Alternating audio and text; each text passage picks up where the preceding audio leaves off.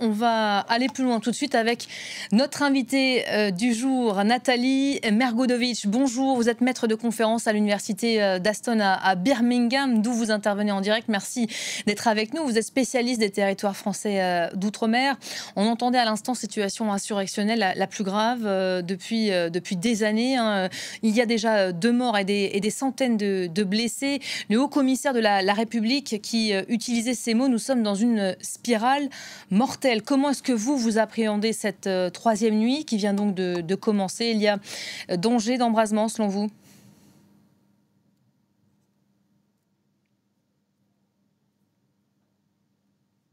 Alors, problème de liaison visiblement. Vous ne nous entendez pas, vous nous entendez, vous me faites signe, mais c'est nous qui n'avons pas le son. Essayez peut-être de nous parler. Alors, on va régler ce petit souci technique et on va peut-être revenir pour commencer, en attendant que le problème soit réglé, aux origines de cette crise. Je vous le disais, à l'origine de cette tension, la réforme constitutionnelle votée cette nuit par l'Assemblée nationale française. Après les sénateurs, le projet de loi du gouvernement a donc été adopté par 351 députés qui ont donc voté pour, 153 contre. Mais en quoi consiste au juste cette très sensible révision constitutionnelle, le fameux élargissement du corps électoral? Les Kanaks redoutent de se voir écartés, noyés dans le nouveau dispositif. On fait le point tout de suite en images, on y revient juste après, regardez. Scène d'une rare violence en Nouvelle-Calédonie. Au cœur du problème, une révision constitutionnelle. Elle prévoit de redéfinir quels électeurs pourront voter aux élections provinciales. Alors pourquoi une réforme du corps électoral? En Nouvelle-Calédonie, toutes les personnes arrivées après 1998 ne peuvent pas voter aux élections provinciales, soit un électeur sur 5. Le gouvernement souhaite ouvrir le corps électoral à tous ceux domiciliés sur place depuis au moins 10 ans, indispensable pour les loyalistes. En France, au pays des droits de l'homme, on a en Nouvelle-Calédonie des citoyens français qui vivent en Nouvelle-Calédonie depuis 25 ans et qui ne peuvent toujours pas participer aux élections territoriales. Donc on ne peut pas accepter sur un territoire français qu'il y ait une telle injustice. Pourquoi les indépendantistes s'y opposent? Ils redoutent que la réforme donne moins de place au peuple autonome kanak, 41% de la population de l'archipel. Les plus radicaux refusent de discuter. Dans ce texte de loi, le kanak n'est pas pris en compte. Si on accepte ça, ben on va devenir comme les Ambogènes en Australie ou d'autres peuples qui sont premiers dans le monde, où ils ne sont pas de valeur aujourd'hui. Leur crainte, perdre du poids au Congrès, le Parlement de l'île qui vote sur l'éducation ou les impôts locaux. Quelle issue à la crise? Le gouvernement appelle à l'apaisement et les débats sur la révision se poursuivent à l'Assemblée. Le Congrès sera convoqué à Versailles pour adopter la révision constitutionnelle. Mais avant, Emmanuel Macron invite à Paris loyalistes et indépendantistes pour une relance du dialogue, une dernière chance laissée aux discussions. Voilà, beaucoup de points posés, et notamment les raisons de cette crise qui se poursuit. On va retrouver Nathalie Mergodovic qui est avec nous, avec le son, visiblement maintenant. Nathalie, on vient de voir ce vote qui a donc eu lieu ce matin. Il y a évidemment depuis des réactions devant la presse. Le président indépendantiste du gouvernement du territoire, Louis Mapou, a pris acte de cette réforme, déplorait une démarche qui impacte, je le cite, lourdement notre capacité à mener les affaires de la Nouvelle-Calédonie. On vient de parler des Kanaks et de leur inquiétude. Est-ce qu'elles sont fondées aujourd'hui? En partie, oui. Notamment avec ce projet de réforme de loi constitutionnelle. Cette réforme qui voudrait que maintenant, toute personne résidente en Nouvelle-Calédonie depuis au moins 10 ans aurait le droit de voter aux élections provinciales qui, comme votre document l'a très bien montré, a une conséquence directe sur la composition du Congrès en Nouvelle-Calédonie, Congrès qui est vraiment la source de la vie politique du Caillou. Qui veut des questions finalement très concrètes dans la vie de l'archipel, des questions sur l'éducation, sur les impôts locaux par exemple. Je n'ai pas pris le début de la question, c'était quoi? Vous me parliez du Congrès, j'ajoutais que le Congrès est amené à trancher sur des questions très concrètes pour la vie locale, des questions liées à l'éducation, aux impôts locaux par exemple. Tout à fait, tout à fait.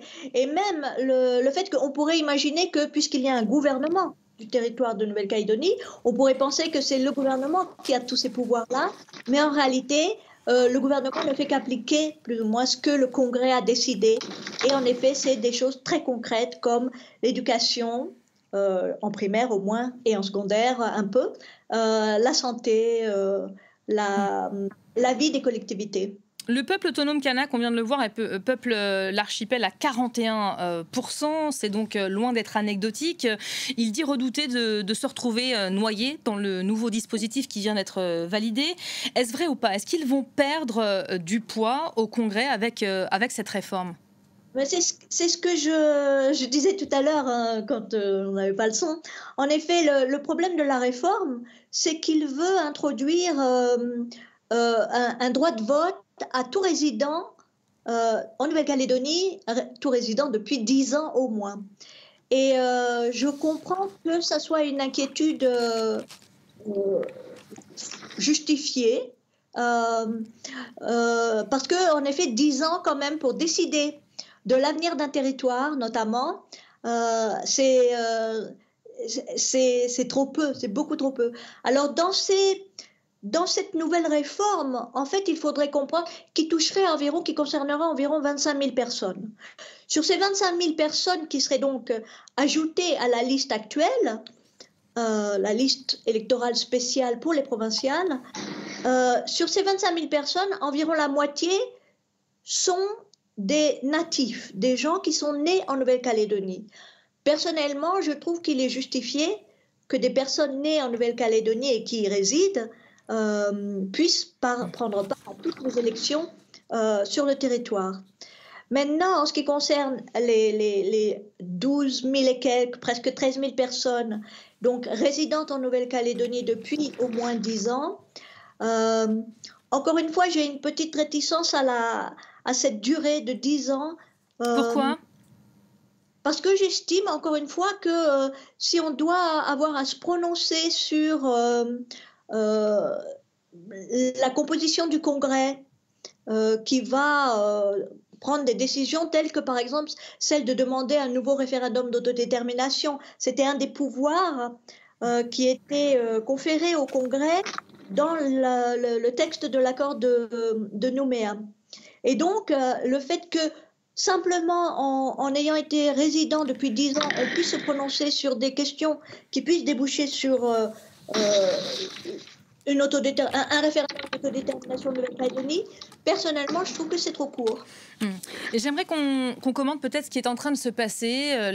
Une troisième nuit vient de démarrer. On vient d'évoquer la situation extrêmement grave, situation insurrectionnelle la plus grave depuis 1980. Louis Lefranc évoque une spirale mortelle. Quel est le risque, selon vous? On entend parler de risque de guerre civile, d'embrasement. Vous êtes d'accord avec cela? C'est-à-dire que je suis partagée, encore une fois, parce que en effet, les 3 nuits là augurent mal d'un avenir apaisé.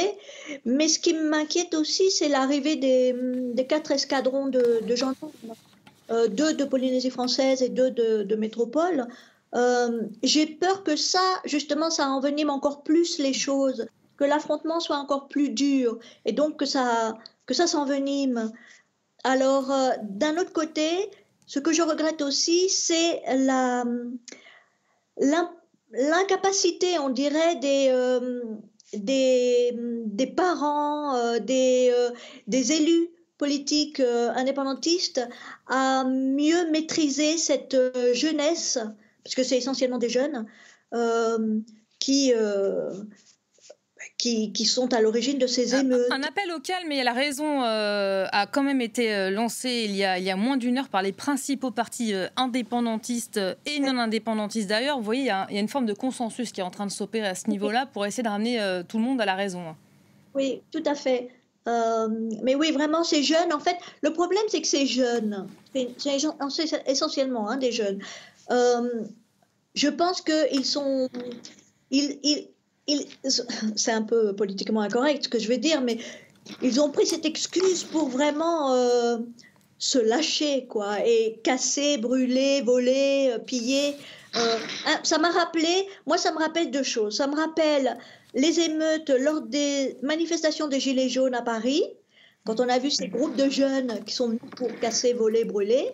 Et ça m'a rappelé aussi les différentes émeutes qui ont eu lieu en Guadeloupe, en Guyane, à La Réunion, lors de manifestations qui se voulaient organisées, civiles, pour la réclamation pour réclamer des droits syndicaux ou une augmentation ou une baisse du prix du pétrole ou des choses comme ça. Et donc ces jeunes se sont généralement désœuvrés ou déscolarisés, se sont infiltrés dans ces manifestations juste pour casser et brûler et voler. Et en Nouvelle-Calédonie, j'ai l'impression que c'est un peu la même chose, parce que même si ces jeunes ont un discours un petit peu indépendantiste, etc., je doute que beaucoup connaissent vraiment déjà les fondements des accords de Matignon-Oudinot et de Nouméa, les fondements de l'évolution, la notion d'autonomie élargie et d'indépendance. Je ne sais pas jusqu'à quel degré ils maîtrisent vraiment toutes ces notions. Effectivement, violence qui s'expliquerait peut-être par des raisons un peu plus profondes, et certains estiment que le chaos actuel est le fruit du désespoir qui envahit une grande partie de la population, et ce depuis un certain temps. Vie chère, coût de la vie élevé, filière industrielle en difficulté depuis la crise politique et sécuritaire des derniers jours. Des commerces et entreprises ont été pris pour cible. La Nouvelle-Calédonie subit les conséquences économiques et sociales de la crise, alors que l'archipel se trouve déjà dans une situation extrêmement difficile depuis plusieurs années. On voit cela tout de suite en images avant de vous retrouver. Explication signée Étienne Papeneau. Des files d'attente devant une boulangerie ou encore une pharmacie. Ce mercredi matin, dans la région de Nouméa, plusieurs magasins connaissent des pénuries, notamment de pain et de riz. La conséquence d'une nouvelle nuit d'émeutes et de pillages, de nombreux commerces, dont des concessions automobiles et des grandes surfaces, ont été ciblés par les émeutiers. Les dégâts des 3 derniers jours sont estimés à 150 millions d'euros. Nous avons plus de 100 entreprises, usines, commerces qui ont été ou pillés et incendiés, brûlés, détruits. Et aujourd'hui, ce sont plus de 1500 emplois qui vont être supprimés. Les nuages noirs s'accumulent dans le ciel de l'économie néo-calédonienne, minée depuis des années par des difficultés structurelles. Le taux de chômage s'élève à 11%, 4 points de plus qu'en France métropolitaine. Particulièrement touchée, la communauté kanak. Conséquence, des inégalités élevées et une pauvreté très présente. Plus d'un habitant de Nouvelle-Calédonie sur 5, soit 51 000 personnes, vit sous le seuil de pauvreté. De quoi amorcer une bombe sociale, alors que les prix à la consommation y sont plus élevés de 31% qu'en France métropolitaine. On le voit bien à travers les personnes qui étaient sur le barrage. Les émeutes, ce sont beaucoup plus des émeutes d'inégalité sociale, de manque d'opportunités pour certains, de déclassement de certains. Et l'économie néo-calédonienne doit faire avec les difficultés qui pèsent sur la filière du nickel. À l'origine de 20 à 25% des emplois et de 97% des exportations, son exploitation connaît une crise sans précédent.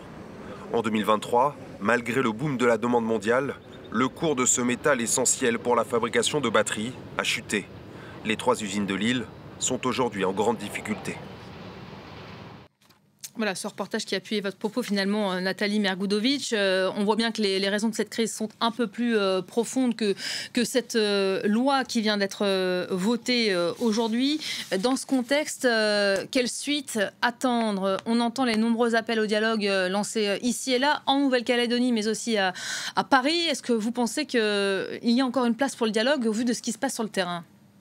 Alors, oui, il y a une place pour le dialogue. Elle est appelée, le dialogue est appelé par tous. Maintenant, il faut lui donner les meilleures conditions. Et ça, j'avoue que le président Macron et son gouvernement actuel n'ont pas vraiment fait la place à un véritable dialogue. Je dirais que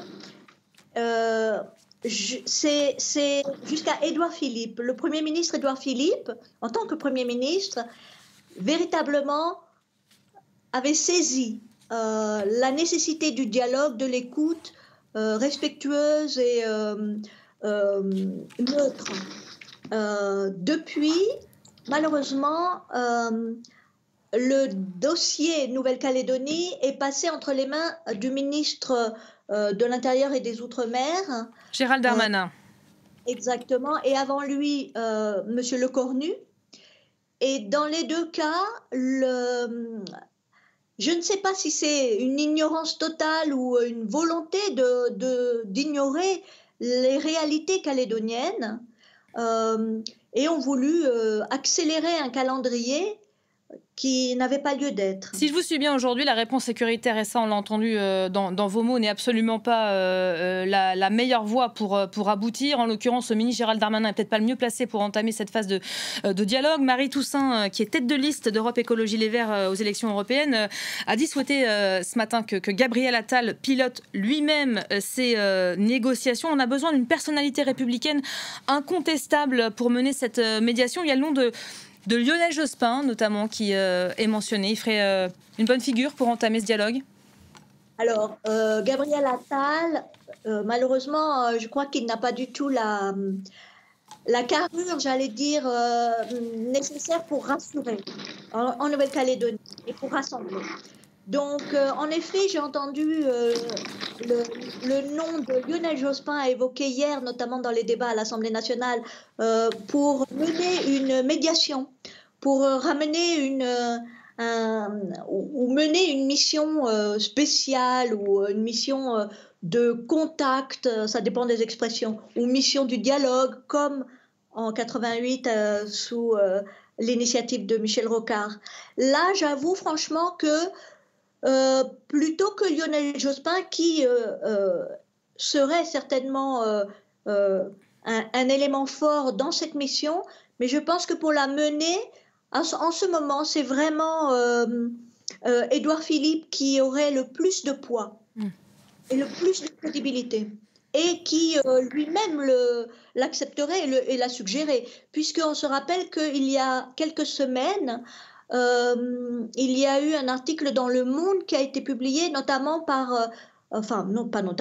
qui a été publié par 3 anciens premiers ministres, Jean-Marc Ayrault, Manuel Valls et Édouard Philippe, justement pour prévenir, pour appeler au calme et à un dialogue serein.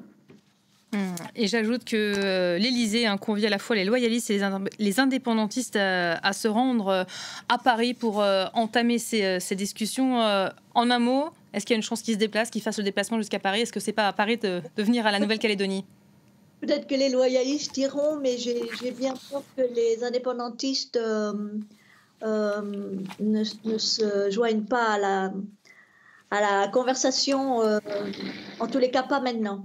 Pas dans cet état tellement explosif. Merci beaucoup, Nathalie Mergoudovic. Merci d'avoir été avec nous. Vous étiez notre invitée du jour. On va évidemment suivre très attentivement cette 3e nuit qui vient de débuter en Nouvelle-Calédonie. On ira prendre le pouls, vous rendre compte de la situation au plus près sur le terrain. On reviendra notamment dans un instant, dans l'Instant Paul, avec Flore Simon sur ce conseil de défense tenu en urgence par le chef de l'État Emmanuel Macron. Il a repoussé le Conseil des ministres à cet après-midi, annulé ses déplacements pour faire le point justement sur la situation en cours dans l'archipel. On y revient dans un instant. Restez avec moi tout de suite.